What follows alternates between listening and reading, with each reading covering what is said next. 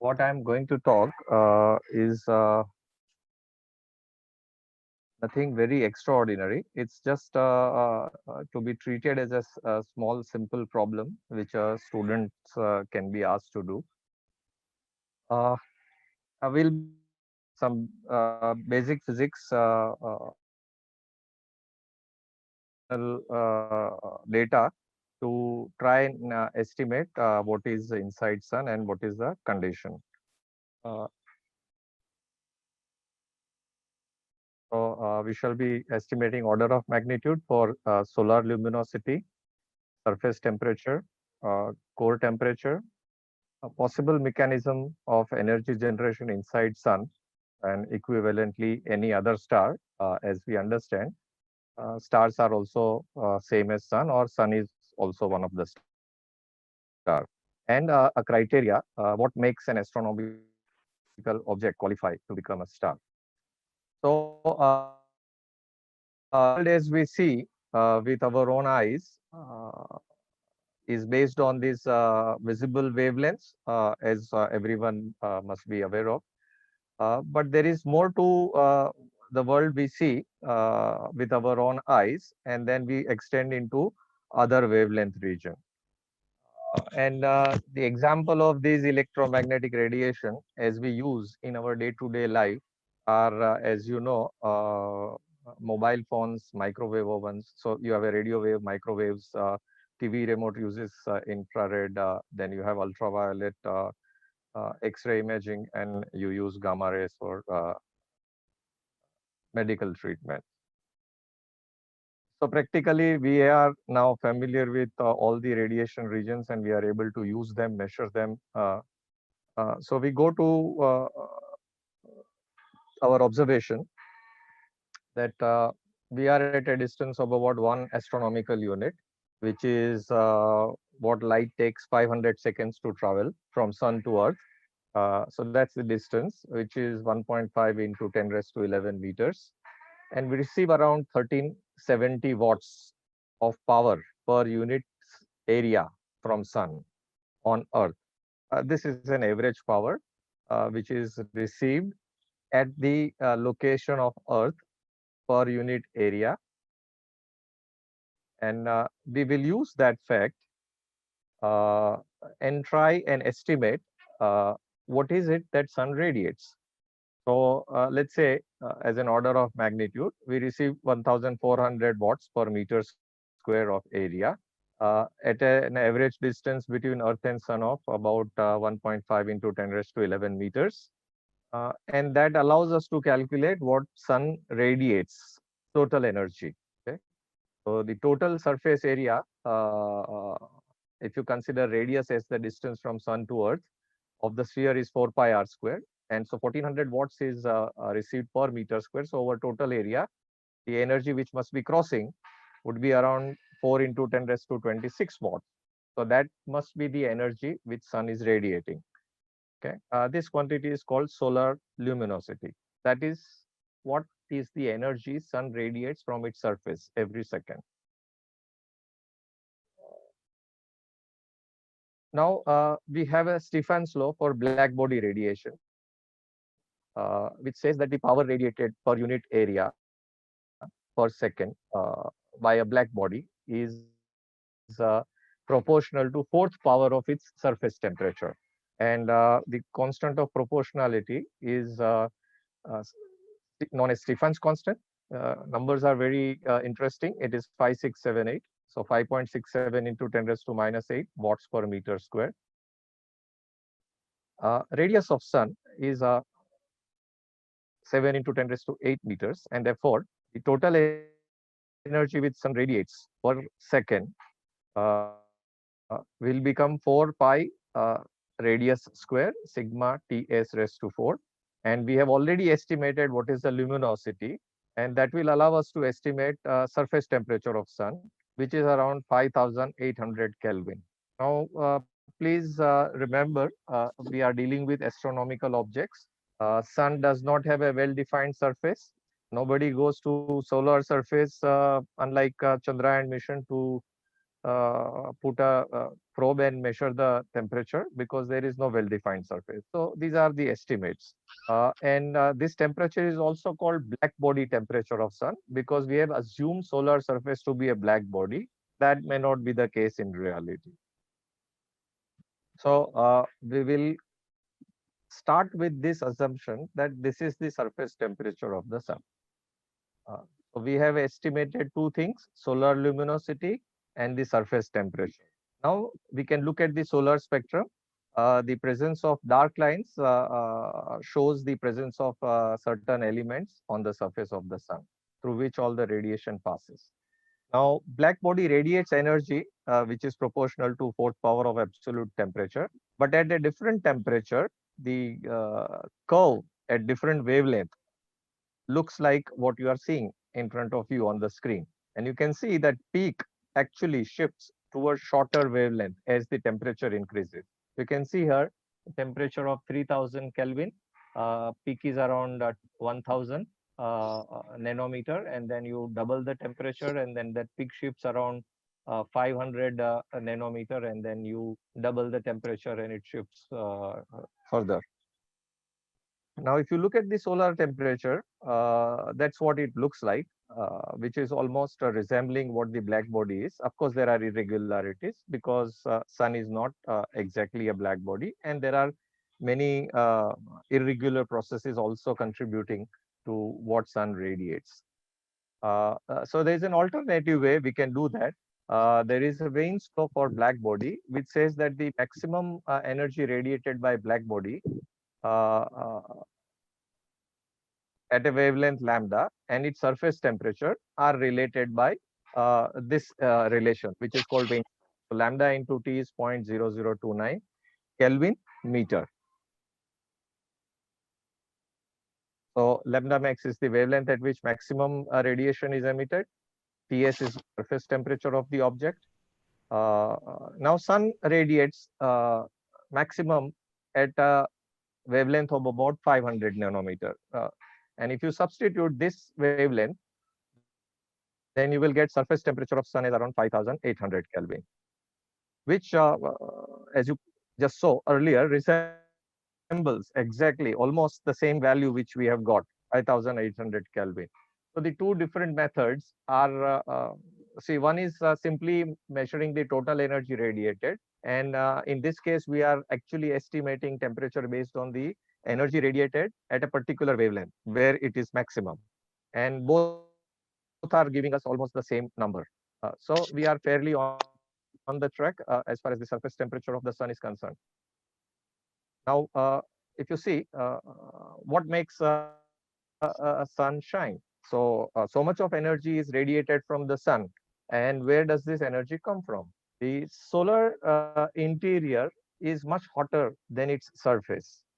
And the evidence for this, we are of course not going to go into it, is called limb darkening. So anytime you take picture of the sun, the edge of the sun appears to be darker than the center, which means the most of the energy which we are receiving from sun originates from its interior, from the center, and not from the surface. Although we do attach surface temperature to the energy radiated, but the generation of energy takes place in the interior of the sun. So how does the sun produce this energy? What is the source of this energy which is produced in the interior? So we can attribute this to three possibilities. The first is the gravitational potential energy that sun must be having due to its own mass. Second is there may be some chemical reactions taking place inside the sun, which could produce energy the way we use our batteries to produce energy. Uh, and of course, there could be a nuclear energy uh, which is uh, being generated through nuclear reaction in the interior of the sun. So let's examine one by one. Suppose sun is radiating all the energy due to its gravitational energy.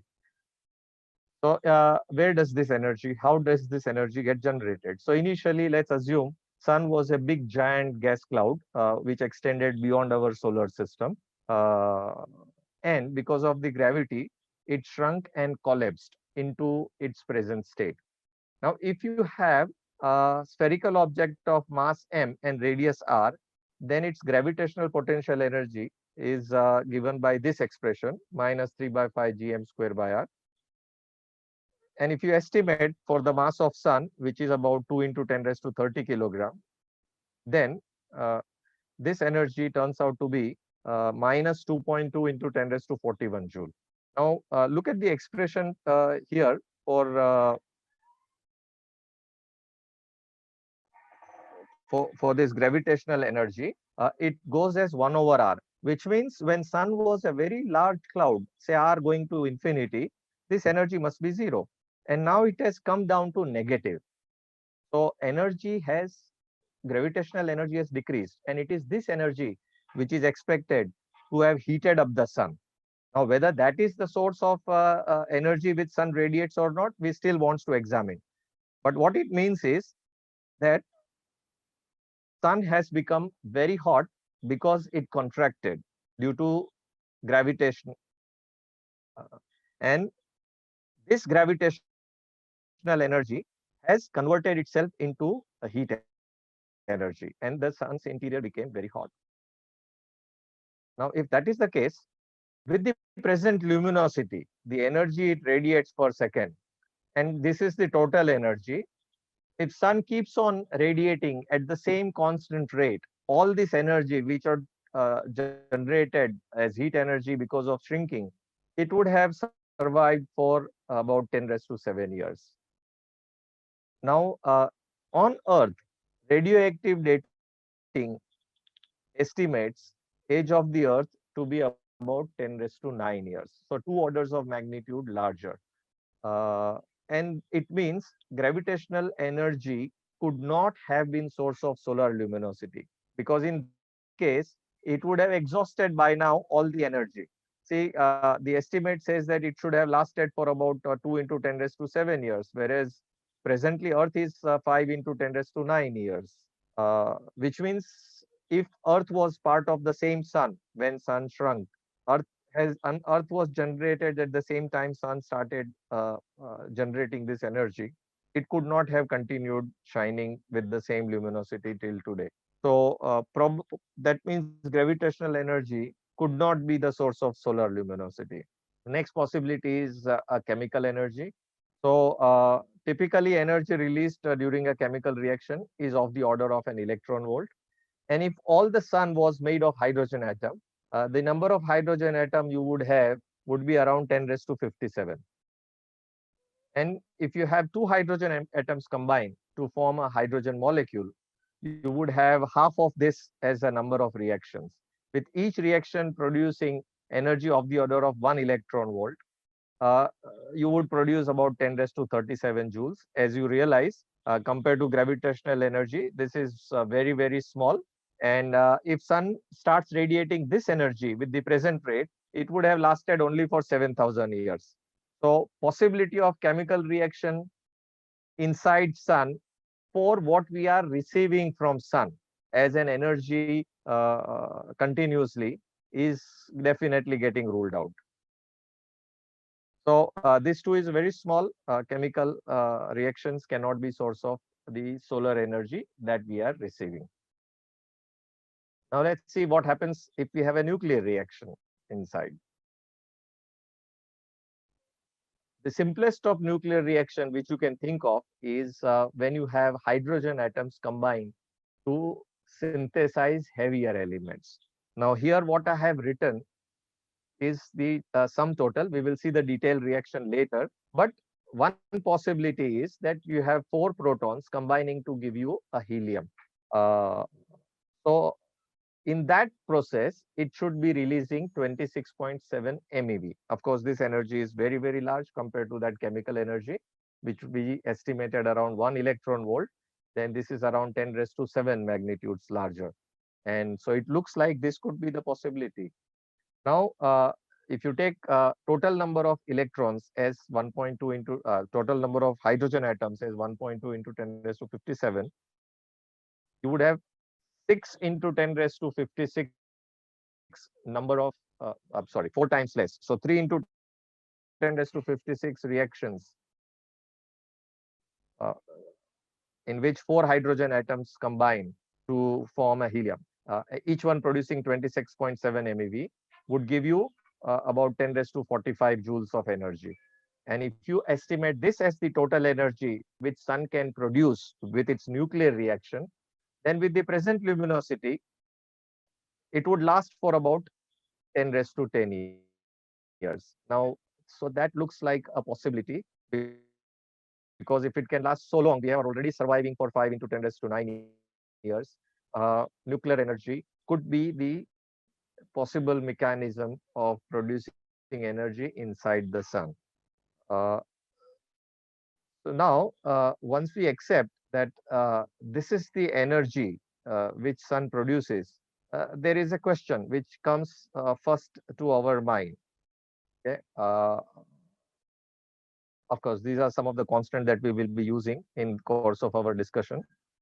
So, first thing is, if you take two protons, electrostatically they repel each other. And the attractive nuclear force between two protons comes into picture only when they almost touch each other, which means they have to overcome the repulsive force and come so close to each other that the strong attractive nuclear force starts dominating over the repulsion of Coulomb. Only then it is possible for two protons to combine. So in that case, these protons must have sufficient energy to overcome and penetrate in spite of strong Coulomb repulsion when they come very close to each other. So to have for proton to have sufficient energy, the gas must be very, very hot. How hot it should be? Let's try and estimate. So if we assume initially when the cloud collapse, gravitational energy gets converted to thermal energy and gas gets heated up, we estimated that temperature should be about a million Kelvin. Okay, 9 into 10 raised to 6 Kelvin. So if this is the energy available, this is the temperature. Will this temperature be sufficient enough for protons to have sufficient kinetic energy? As all of you know, if you assume sun to be an ideal gas, these protons inside a gas are all in random motion, and in that process they would collide. And if they have huge amount of kinetic energy so that they can overcome Coulomb repulsion, they would come very close to each other and eventually ending up fusing with each other. Okay, and the nuclear energy generation would begin. But in this case, as it appears, it may not have sufficient kinetic energy. Let's examine at this temperature what is going to be possible. So will this temperature be sufficient to ignite nuclear reaction? Will it have sufficient kinetic energy? Now your hydrogen atom has binding energy of 13.6 electron volt. Uh, and if this energy is of the order of kT, at a temperature 13.6 eV, equivalent temperature is about 10 raised to 5 Kelvin. Now we already saw that we have a temperature of about 10 raised to 7 Kelvin, so 100 times more. What it means is that the energy is so large that hydrogen cannot remain neutral inside the sun. All right, it would become an ionized gas. So what would you have is going to be protons and electrons separated out. All right, and these protons are going to combine by nuclear reaction to form helium nucleus. So first we will try the classical approach. Uh, Gas is ideal. It's all ionized hydrogen, and you have these protons which are moving randomly and they come very close to each other because of their kinetic energy, overcoming the repulsive potential barrier of Coulomb repulsion. Suppose if two protons are approaching head-on, anti-parallel, from the opposite direction with their RMS velocity, which of course depends on the temperature, about 10 raised to 7 Kelvin that we estimated. Uh, in that case, would they be able to reach a distance of about 10 raised to minus 15 meter in spite of repulsion due to Coulomb force between two protons? So let's say each proton has a kinetic energy of half mv square, two times of that will become their potential energy uh, at 10 raised to minus 15 meter. And this kinetic energy is the thermal kinetic energy, which comes from its existing temperature. And that, if you take distance as 10 raised to minus 15 meter, solving these two equations, you would get temperature of about 5.5 into 10 raised to 9 Kelvin. So if you have temperature of 10 raised to 9 Kelvin, then average kinetic energy of proton would be sufficient for these protons to come close to 10 raised to minus 15 meters and fuse. So it looks like our temperature conditions is not matching with the requirement. Let's see what is happening inside the sun. So we need to examine the whole process in a different way. Okay, one possibility is that classically, of course, there is a distribution of energy. What we talk about is the average energy. So some protons may have higher energy, some may have lower energy. The higher energy protons may be able to combine, but we still need to answer some crucial questions. So first we will examine what happens inside. The structure of stars are not as easy as we estimate it to be. This is the simplistic estimation that we are dealing with. Uh, but it will allow us to understand what is actually happening inside. If stars are in equilibrium, what happens is that if all of you understand that we live on Earth's surface and there is a pressure of about 10 raised to 5 Newton per meter square, which is because of the weight of air above us. And similarly, inside the sun, there is a tremendous pressure because of all the gas which lies from that point all the way till the surface of the sun. And that pressure comes because of the gravity. And the inside pressure should be so high that it can balance the external pressure which is coming because of the gravity. So outward pressure force is from the pressure inside, and the gravity creates the pressure from outside onto a particular layer of gas. So let's look at the condition which is called hydrostatic equilibrium. So suppose we take this thin shell of radius delta r at a distance r.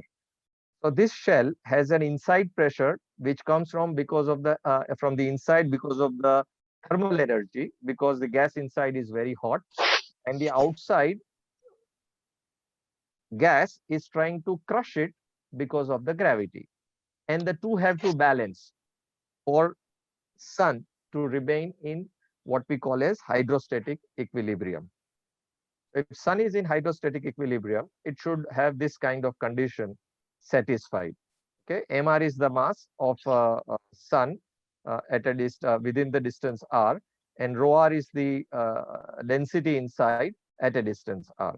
Of course, the density would be varying from center to the surface, but we are just saying rho r at the moment. So P is the pressure of the gas, G is gravitational constant, mr mass within the sphere of radius r, and rho is the density. Now, as an approximation, we will say, let's say the central pressure is Pc and P0 is the surface pressure. Uh, and if you assume that the surface pressure is almost zero, negligible, then this delta P will be same as minus Pc. That's the central pressure or core pressure. And if you are assuming this to be the pressure difference between center and the surface, then of course delta R will also be a radius of the sun. And in that case, your mass mr will also be mass of the entire sun. Now, remember, again, I would insist that what we are talking about is an approximation, okay, is an estimation, order of magnitude estimation. So m is the total mass of the star. Uh, the density, of course, we are saying that would be same as the central density. Uh, and we will assume that the gas inside the sun behaves like an ideal gas. And in that case, this equation will lead us to central pressure being Gm rho upon R. For an ideal gas, this pressure should be 2 times rho kT upon mp. Now, this 2 I have put specifically because We just talked about proton and electron being separated out, existing as an ionized gas. So initially we said that the number of hydrogen atoms, okay, but now if you take number of particles, it will be twice as many because you have protons and electrons separated out. And as far as the gas pressure is concerned, it does not distinguish what kind of particle it is. It just says number of particles. So in that case, uh, what will happen? Let's see. So if you equate these two equations, one because of this and for sun, mass to radius ratio for sun is about 10 raised to 21 kilogram. Then it says that the core temperature has to be about 10 raised to 11 into 10 raised to 6, which is also almost the 10 raised to 7 Kelvin. So hydrostatic equilibrium demands that the central temperature of the sun, the core temperature of the sun, should be of order of 11 into 10 raised to 6 Kelvin, which is also the temperature we estimated as generated because of the gravitational collapse of the sun. So as far as this is concerned, there is no problem.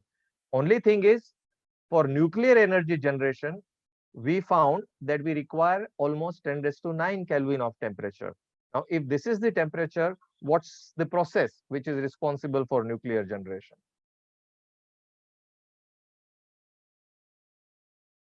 So we will try use quantum mechanics.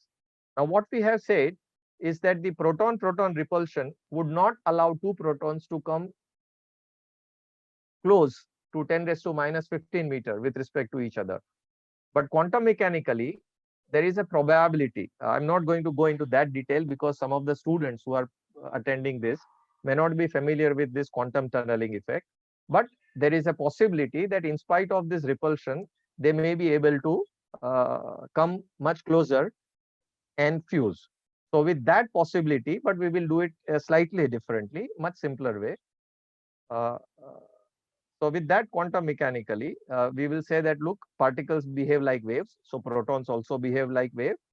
And therefore, what you call as a proton, as a particle, is not necessarily restricted to 10 raised to minus 15 meter, but is spread over its de Broglie wavelength, lambda. And if the two protons come so close to each other that they are within the de Broglie wavelength of each other, then these wavelengths will start overlapping. And in that case, there is a likelihood of them fusing together. Okay, so we are saying that the distance of closest approach for them to fuse, which is 10 raised to minus 15 meter, if it is matching with its de Broglie wavelength, nuclear reaction generation can start. Okay, so in quantum mechanical sense, these two protons will come very close to each other and fuse if the de Broglie wavelength matches the 10 raised to minus 15 meter distance that we expected. That's almost the size of the proton. So here we are assuming that this distance would be lambda by root 2. This root 2 factor we are putting in because of some statistical averaging process. Then we'll not go into that detail. So this will be the condition for fusion. Now de Broglie wavelength is h divided by the momentum of proton, and the kinetic energy comes from the temperature 3 by 2 kT, and that core temperature, as we estimated, if we want them to come close to this distance dc, which of course eventually we will say has to be of the order of lambda, uh, uh, then we will get this core temperature to be 9.7 into 10 raised to 6 Kelvin, which means if you want two proton de Broglie wavelengths to be of the order of 10 raised to minus 15 and overlap, then all you need is a temperature of 9 into 10 raised to 6 Kelvin. But that condition we already have. From gravitational collapse also, we are saying that temperature is of the order of 9 into 10 raised to 6 Kelvin. From hydrostatic equilibrium is also almost of the same order of magnitude. And that means this condition does exist, which means quantum mechanically, classically, you require temperature of 10 raised to 9 Kelvin for two protons to come very close to each other and fuse. But quantum mechanically, 9 into 10 raised to 6 Kelvin temperature also will allow two protons to come close to each other and fuse and start the process of nuclear reaction. That means this temperature, which we estimated from gravitational collapse and hydrostatic equilibrium, is sufficient enough from quantum conditions to trigger fusion reaction between two protons. Now, if you use this temperature, that says that you need mass to radius ratio of sun to be of the order of 2.4 into 10 raised to 21 kilogram per meter. But for sun, we already have almost the same number, which means sun is a good enough mass to radius ratio for the nuclear process to begin. Now, look at this. The way two protons combine uh, and form a helium nucleus. Just go through. Please excuse me for a minute. I need to make sure that my charge is not affected.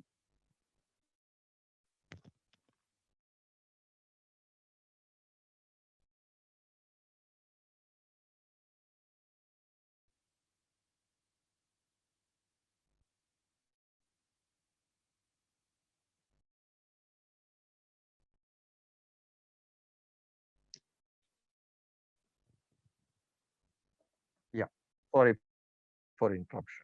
So that's the kind of nuclear reaction which would generate helium nucleus by combining four protons. So it's not simply four proton come close together. This is just the sum total of the resultant reaction. But what you have is two hydrogens combining to form a deuterium. Deuterium combines with one more proton and forms a helium-3 nucleus. And two helium-3 nucleus will eventually combine to give you helium-4 nucleus, which is nuclear process which we thought would be taking place would generate nuclear energy in this particular form. Of course, where does this energy come from? Just look at it.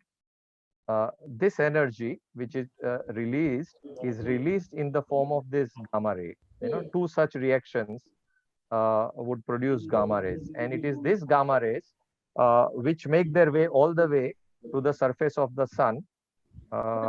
Typical estimate is that the photons generated at the core of sun takes around 30,000 years to reach surface of the sun and goes through so many collisions. In the process, it degrades, and that is why from the surface what we receive is visible radiation in the maximum and not the gamma rays. Okay, this is an alternative way, in the sense that this is also a parallel mechanism which is taking place. So you have helium-4 and helium-3 also forming at the same time. It's a huge mass, and therefore these possibilities also exist. And this is also a possible mechanism. So you have helium-3 and helium-4 combining to give you beryllium, and then so on, and give you again helium-4 as an end product. Or if you start with beryllium, you can still end up with helium-4. So these are competing processes which would be responsible for generation of energy. This is the proton-proton chain. There are two or three alternative mechanisms. So one of the process takes around 69% of possibilities, the other process around 31% possibilities. Or if you look at the helium-3 and helium-4 combining, 99% of the time it would be following PP2 chain, and 0.3% very less likely, but still this reaction do take place and would be 0.3% possibility. There is also an alternative cycle. As the heavier element synthesizes, we have a cycle called a CNO cycle, where the carbon, nitrogen, and oxygen would act as catalyst. Okay, so eventually they will participate in nuclear reaction, will churn out helium nuclei, and they will go back to their own carbon, nitrogen, and oxygen form. So you have carbon combining with hydrogen, giving you nitrogen, then nitrogen further decays, then carbon combines again with hydrogen, and then you have nitrogen combining with hydrogen, then oxygen decaying, and then so on. So this process also is a cycle which assists in four hydrogen combining to produce a helium nucleus. Okay? Not the direct reaction, but this is an indirect way through other chemical reaction it manages to. But then carbon, nitrogen, oxygen are simply catalyst. The cycle was proposed by Hans Bethe in 1938, okay, after the discovery of neutron. Now, we have already said that the mass to radius ratio, which we estimated for Sun to be around 10 raised to 21 kilogram per meter, uh, uh, and the core temperature, as you can see, also depends on all the fundamental constant, gives you mass to radius ratio, which is also fundamental constant, which means here it does not depend on any external condition. So if this condition is met, star will be able to fuse hydrogen to form helium, which means star will be able to generate nuclear energy. And that nuclear energy, what it would radiate, and that's why we call them stars. If they shine, then we call them stars. If they don't shine, we don't call them as stars. If they are not generating nuclear energy, they would be simply a gas cloud.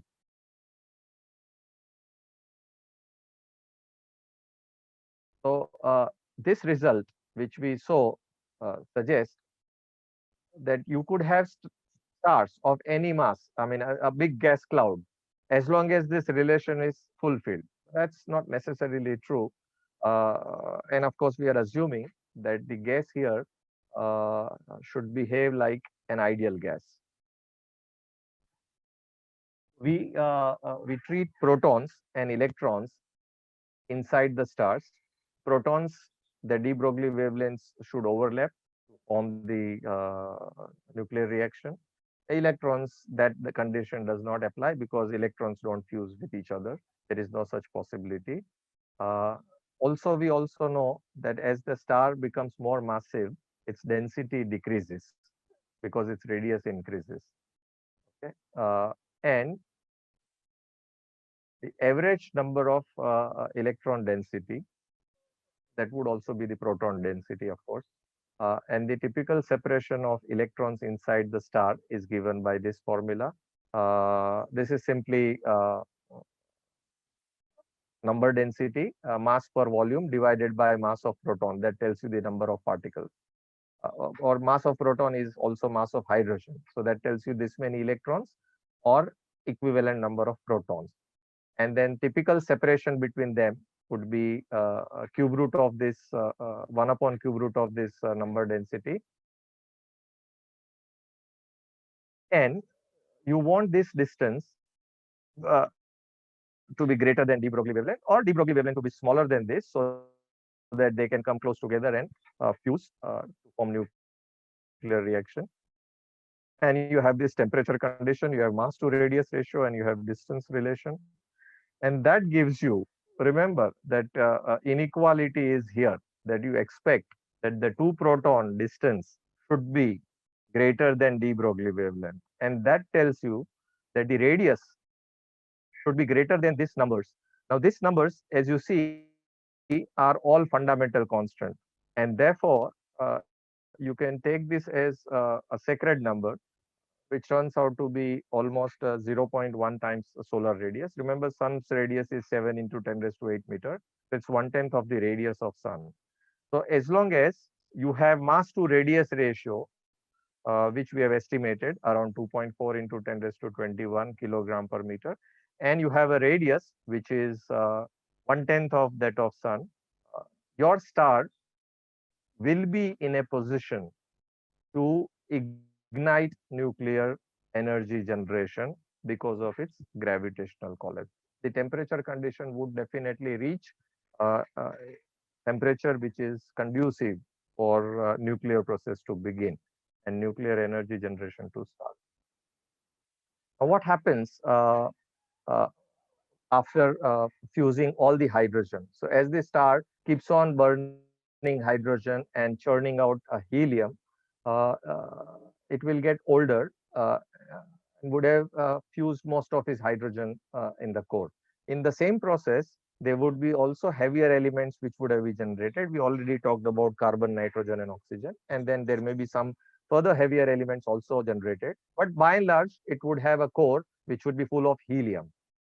All right. And then what happens is once all the hydrogen is exhausted, it no more will be able to generate energy, which means the inside pressure will not be able to maintain to prevent the collapse, which means the star will try to collapse. But as it tries to collapse, it gets heated up further and its temperature in the core rises.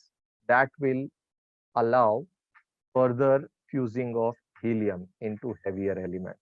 So, although some of the heavier elements do get synthesized in the during the process of hydrogen burning, but most of it is still in the form of helium. But now the helium burning starts, which is of course much faster because remember you have one helium per four hydrogen. So you have number of helium atoms which is much less than the hydrogen. And of course, probabilistically also it's faster. So this process, it exhausts much faster. It will still have to meet this condition of de Broglie wavelength business for the helium nucleus, of course, for the two helium nuclei to come very close to each other and the process to start. So once the hydrogen is exhausted, star is almost near to its end of life of shining. It sustains to some extent by burning helium, but depending on mass, it meets different fate. Now, that is something which I'm not going to talk about at this point. But this is what basically happens when we have star. Uh, so, what we have done is we have estimated order of magnitude quantities for sun and some of the conditions for it to shine. So first, what we estimated was the solar luminosity. Based on the energy we receive on the Earth's surface, we estimated this energy to be about 4 into 10 raised to 26 joules per second. Every second, this is tremendous energy. Uh, we estimated that its surface temperature should be around 5,800 Kelvin, nearly 6,000 Kelvin. Remember, Earth's average temperature, surface temperature is almost 300 Kelvin or less than 300 Kelvin. Uh, so this is 20 times hotter than Earth. The core temperature is of the order of 10 raised to 7 Kelvin, 10 million Kelvin. Okay, so extremely hot conditions. uh, our initial primary estimate suggested, classical estimate suggested that this is not sufficient temperature for uh, sun to ignite nuclear energy generation. But the quantum mechanics comes to our help and it says that, look, quantum mechanically, this temperature is definitely sufficient enough to ignite burning of hydrogen uh, to churn out helium nuclei. So possible mechanism of energy generation N stars uh, is the nuclear energy and the criteria for the astronomical object to become star. So if it has this mass to radius ratio, the star can collapse, get heated up sufficiently to ignite its nuclear energy generation. Its radius should be definitely more than 1/10 of the sun. If it's a smaller object, it will not be able to uh, it may still collapse because of gravitation, but it may not have sufficient temperature to start the nuclear energy generation. Uh, I'm at the end. I would just like to say this is a very simple estimate. I have made use of some of the simple books which are available to most of you. Uh, and the discussion was also partly inspired by one of the problem which was set in one of the Olympiad exam. Thank you very much.